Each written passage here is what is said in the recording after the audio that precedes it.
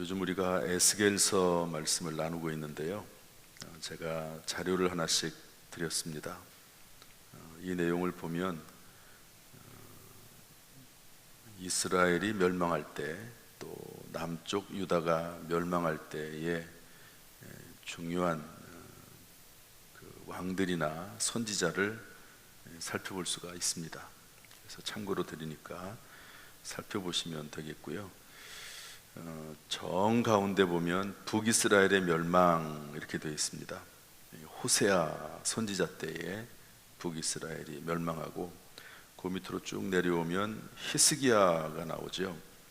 이때 이사야가 활동을 했는데, 북이스라엘은 아수르에 멸망하지만 히스기야 왕으로 인해서 이제 이 유다, 남쪽 유다의 멸망이 지나가고, 그 이후에 한 130년 정도 시간이 지나가고 하나님의 심판이 넘어가는 것을 볼 수가 있습니다.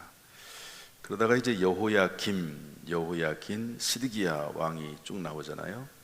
여호야김 왕 때 다니엘이 잡혀가고, 여호야긴 왕 때 에스겔이 잡혀가고, 시드기야 왕 때 남쪽 유다가 멸망합니다. 이때 남쪽 유다가 멸망할 때 활동했던, 예루살렘에서 활동했던 선지자의 대표적인 사람이 예레미야입니다. 좀 진한 색으로, 붉은색으로 되어 있죠. 예레미야. 그리고 이 시대에 활동했던, 이제 포로로 이때부터 잡혀가니까 활동했던 선지자가, 바벨론에서 활동했던 선지자가 다니엘과 에스겔입니다. 빨간색으로 맨 밑에다가 표시를 해놨죠. 이런 형태로 진행이 되고, 그 다음에 네모 박스로 들어가 있는 내용 속에 이제 선지자들의 이름이 나옵니다.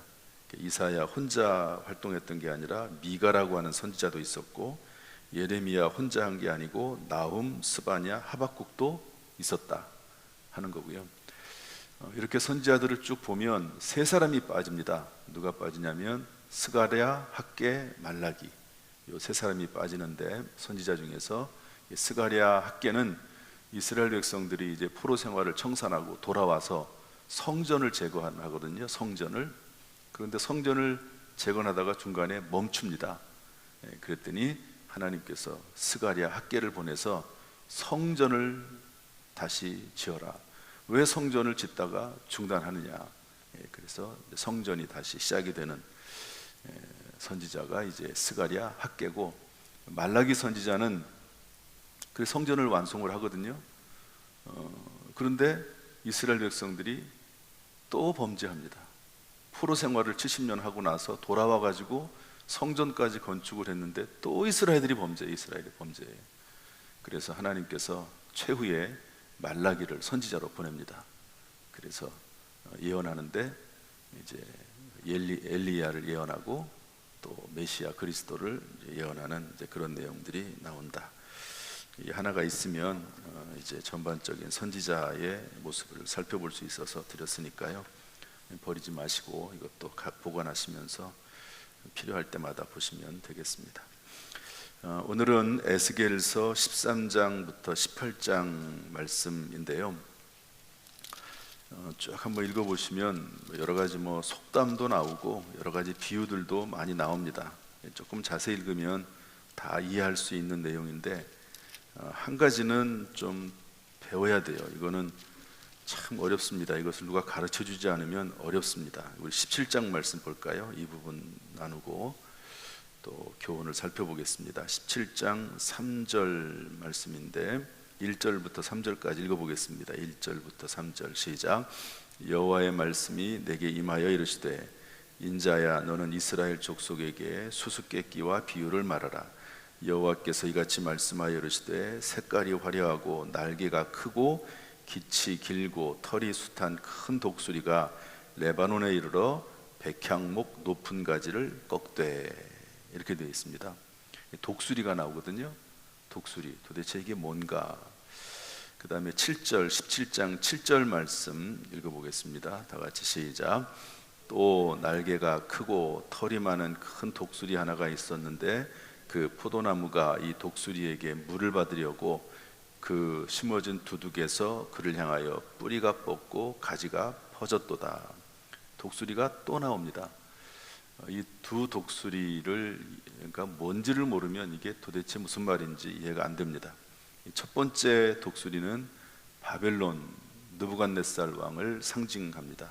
두 번째 독수리는 애굽 왕을 의미합니다. 그렇게 이해를 하면 나중에 이제 이 애굽 왕을, 독수리죠. 그 독수리를, 큰 독수리 바벨론이 멸망시킨다는 이제 그런 내용이 17장에 나와 있습니다. 그렇게 이해하시면 될 것 같고요. 오늘 이 말씀 속에서 하나님이 어떤 분이신지 같이 먼저 살펴보도록 하겠습니다. 우리 21절, 14장 21절부터 23절까지 한번 읽어보겠습니다. 21절부터 23절 다 같이 시작. 주 여호와께서 이같이 이르시되 내가 나의 네 가지 중한 벌 곧 칼과 기근과 사나운 짐승과 전염병을 예루살렘에 함께 내려 사람과 짐승을 그 중에서 끊으리니 그 해가 더욱 심하지 아니하겠느냐. 그러나 그 가운데 피하는 자가 남아있어 끌려 나오리니 곧 자녀들이라. 그들이 너희에게로 나오리니 너희가 그 행동과 소행을 보면 내가 예루살렘에 내린 재앙 곧 그 내린 모든 일에 대하여 너희가 위로를 받을 것이라. 너희가 그 행동과 소행을 볼 때에 그들에 의해 위로를 받고 내가 예루살렘에서 행한 모든 일이 이유 없이 한 것이 아닌 줄을 알리라. 주 여호와의 말씀이니라.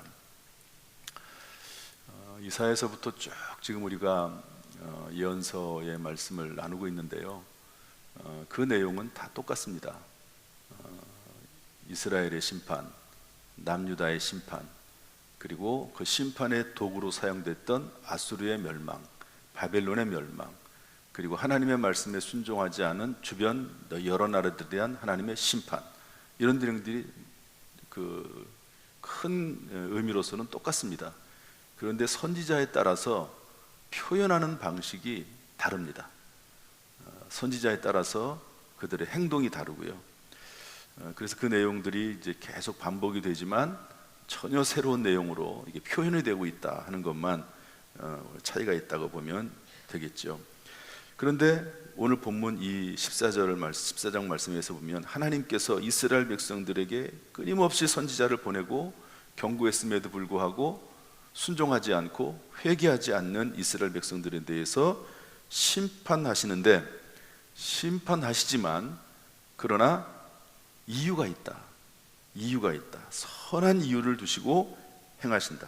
심판은 이미 하나님께서 확정을 했어요. 70년이라고 하는 그 시간을 어쩔 수가 없습니다. 수십 년 동안 선지자를 통해서 경고하고 또 경고했는데도 불구하고 하나님의 심판에 대해서 무감각하고 그리고 끝까지 범죄하는 이스라엘 백성들에 대해서 하나님께서 심판하시는데, 심판을 하면서도 어떤 말씀을 하시냐면 이유 없이 한 것이 아니다. 다 이유가 있다. 하나님도 생각이 있고 심판하는 중에도 하나님께서 무언가 하나님의 백성들을 위해서 일하시고 계시다 하는 내용인데, 그게 뭐냐면 남은 자가 있는데 곧 자녀들이라 이렇게 되어 있습니다. 한번 따라합시다. 남은 자 남아있어 끌려 나오리니 됐습니다. 곧 자녀들아. 따라 하시죠. 곧 자녀들이라. 그 자녀들이 나중에 70년이 차면 돌아오거든요, 후손들이.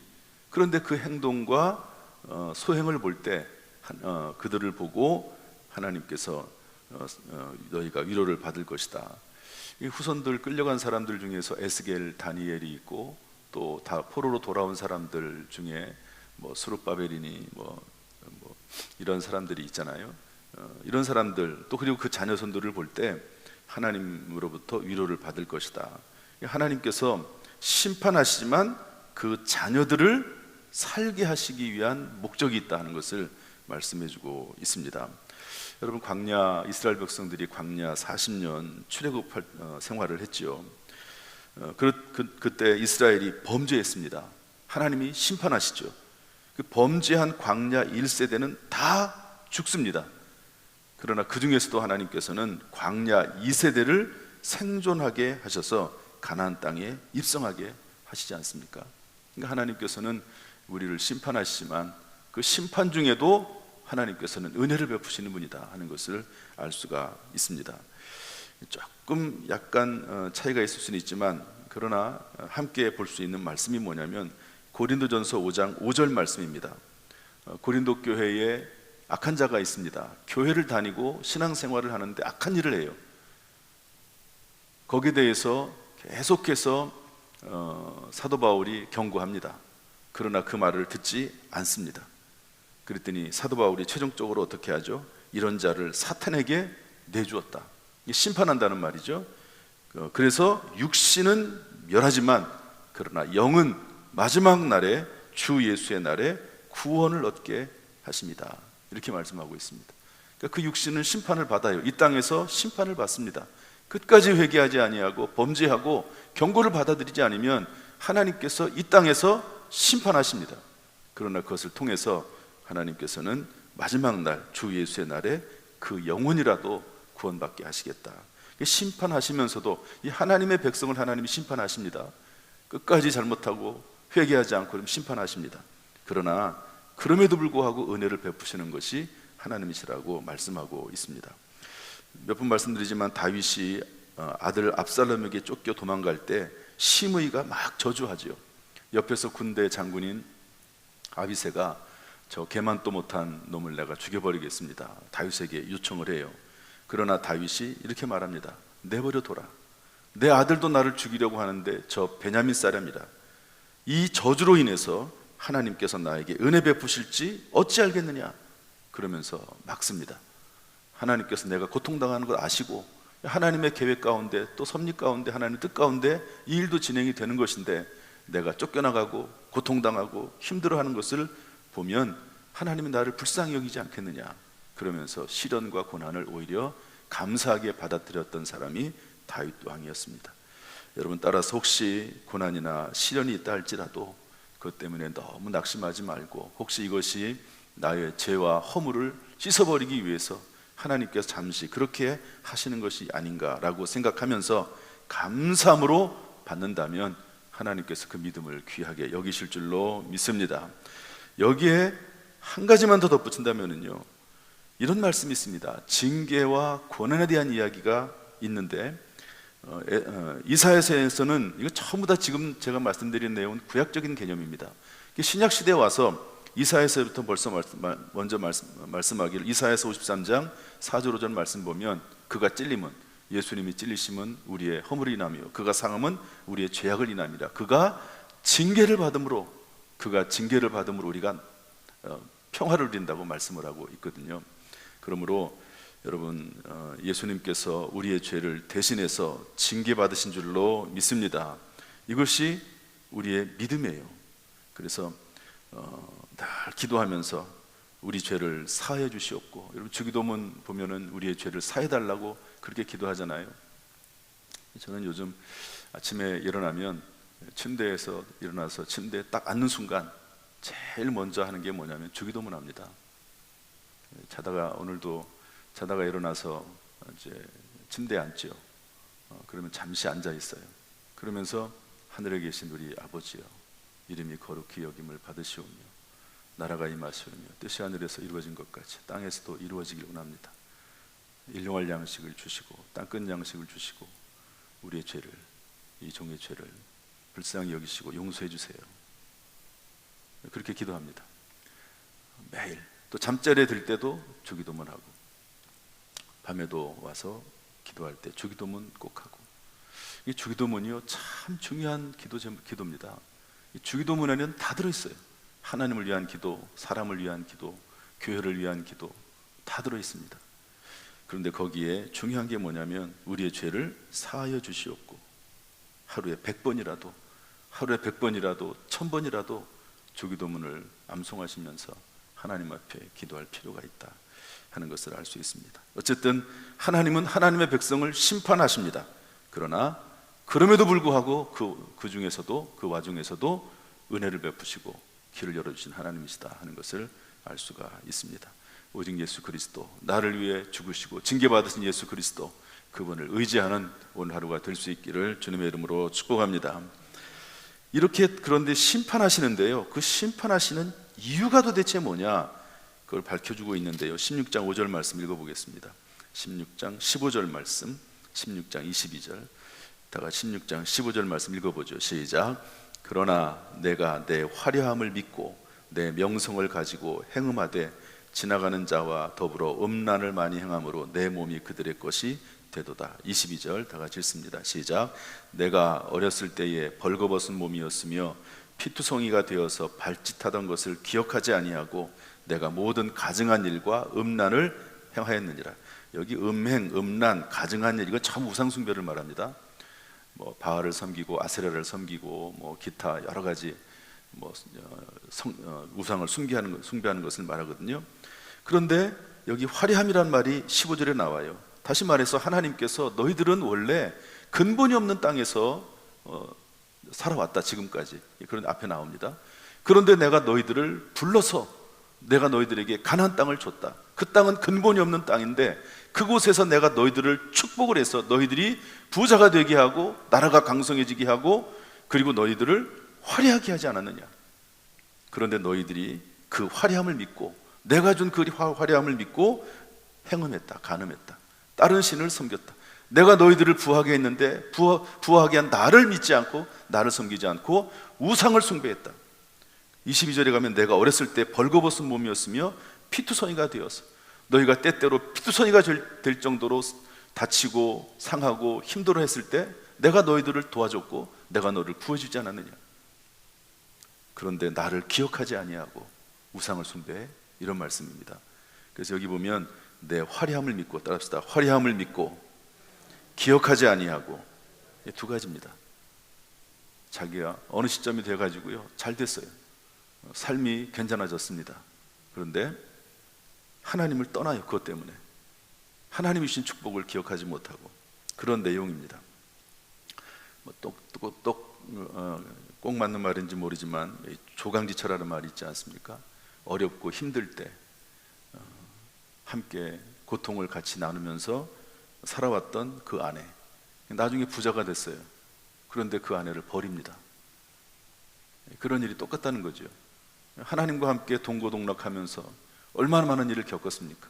광야 생활을 겪었고 하나님께서 불러다가 가나안 땅을 줬고, 그런데 그 하나님을 너희들이 배신해 내가 모든 축복을 줬는데 그 축복을 기억하지 못하고 나를 배신해. 이것이 하나님께서 심판하시는 이유입니다. 그렇게 밝혀주고 있는 것이죠. 여러분, 참 정말로 교만이 무섭습니다. 저도 그렇고요, 우리 장로님들도 그렇고 성도님들도 마찬가지입니다. 어느 순간 살만해졌어요. 괜찮아요. 그러면 그럴수록 더 하나님 앞에 깨어서 기도하고 하나님 앞에 나와야 되는데 교만해져 가지고 게을러져 가지고 기도를 중단하고, 그렇게 되는 것은 하나님이 아주 싫어하시고 미워하시는 것이다 하는 것을 알려주고 있는 것이죠. 오늘도 이 새벽에 나와서 이 새벽 기도의 사명, 참 귀중한 사명인 줄로 믿습니다. 바라기는 주님 부르시는 그 순간까지 하나님께서 건강 주셔서 이 사명 잘 감당할 수 있게 되기를 주님의 이름으로 축복합니다. 우리 18장 2절 말씀 보겠습니다. 18장 2절 말씀, 18장 맨 뒤로 가면 오늘 보면 2절 말씀 다 같이 읽어보겠습니다. 1절 2절 읽습니다. 시작. 또 여호와의 말씀이 내게 임하여 이르시되 너희가 이스라엘 땅에 관한 속담에 이르기를 아버지가 신포도를 먹었으므로 그의 아들의 이가 시다고 함은 어찌미냐. 이것도 이제 처음 읽으면은 어리둥절한 그런 내용인데요. 아버지가 신포도주를 먹었는데 그의 아들의 이가 시다. 이게 무슨 속담이냐면 자기들의 죄를 자백하기보다는 아버지의 죄악 때문에 징벌을 받는다고 말하는 겁니다. 내가 지금 잘못하고 내가 실수하고 내가 허물이 많고 죄를 졌는데 이것은 내가 나 때문에 그런 게 아니라 아버지가 잘못해가지고 아버지의 죄악으로 인해서 우리 가정에 우리 가문에 이런 문제가 생긴 거야 라고 스스로 말한다고 하는 거죠. 이제 뒤에 쭉 읽어나가면 이런 말이 나옵니다. 그런데 어떤 사람이 있는데 하나님을 잘 섬겼어요. 그런데 뒤에 그 아들이 태어났는데 하나님을 아주 잘 섬기지 않아요. 그런데 그 뒤에 또 아들이 태어났는데 그 아들은 하나님을 잘 섬겨요. 그러면 도대체 뭐냐 이게. 아버지가 신포도주를 먹었다고 그래서 아들이 이가 신 게 아니고, 여기서 이제 에스겔서에서 독특한 이야기가 나오는데요. 이스라엘 백성들은 보통 공동체의 죄와 심판에 대해서 많이 이야기를 합니다. 그런데 에스겔서에서 개인의 죄와 개인의 심판에 대한 이야기를 하면서 뭐라고 결론을 맺냐면, 우리 19절 20절 말씀 읽어보겠습니다. 18장 19절 20절 다 같이 시작. 그런데 너희는 이르기를 아들이 어찌 아버지의 죄를 담당하지 아니하겠느냐 하는도다. 아들이 정의와 공의를 행하며 내 모든 율례를 지켜 행하였으면 그는 반드시 살려니와 범죄하는 그 영혼은 죽을지라. 아들은 아버지의 죄악을 담당하지 아니할 것이요 아버지는 아들의 죄악을 담당하지 아니하리니 의인의 공의도 자기에게로 돌아가고 악인의 악도 자기에게로 돌아가리라. 아버지가 범죄했으면 아버지가 심판받는 거죠. 아버지가 잘했으면 아버지가 복을 받는 겁니다. 그리고 아들이 잘못했으면 그 아들이 심판받는 거고, 아들이 잘했으면 그 아들이 하나님의 상급을 받는 것이다. 이렇게 조금 개인화시켰습니다. 원래 이런 개념들이 좀 약하거든요. 구약에는 공동체 개념이 강해서. 그런데 에스겔서에서 하나님의 말씀을 믿고 따르는 사람은 살 것이며 말씀을 떠나면 죽는다. 누구든지 하나님의 말씀으로 돌아오면, 그러니까 지금 이스라엘 백성들이 심판을 받고 있는데 그 심판 중에라도 하나님 말씀을 지키면 그 중에서도 살 것이다. 그러나 하나님 말씀을 듣지 않으면 망할 것이다, 심판받을 것이다 라고 하는 것을 강조하는 내용이지요. 여러분, 사울 왕이 한 개인에서도 마찬가지입니다. 사울 왕이 겸손할 때는 하나님의 선택을 받아서 왕이 됐습니다. 그러나 사울 왕이 교만할 때는 하나님 앞에 버림받습니다. 이런 얘기들이 이제 계속 나옵니다.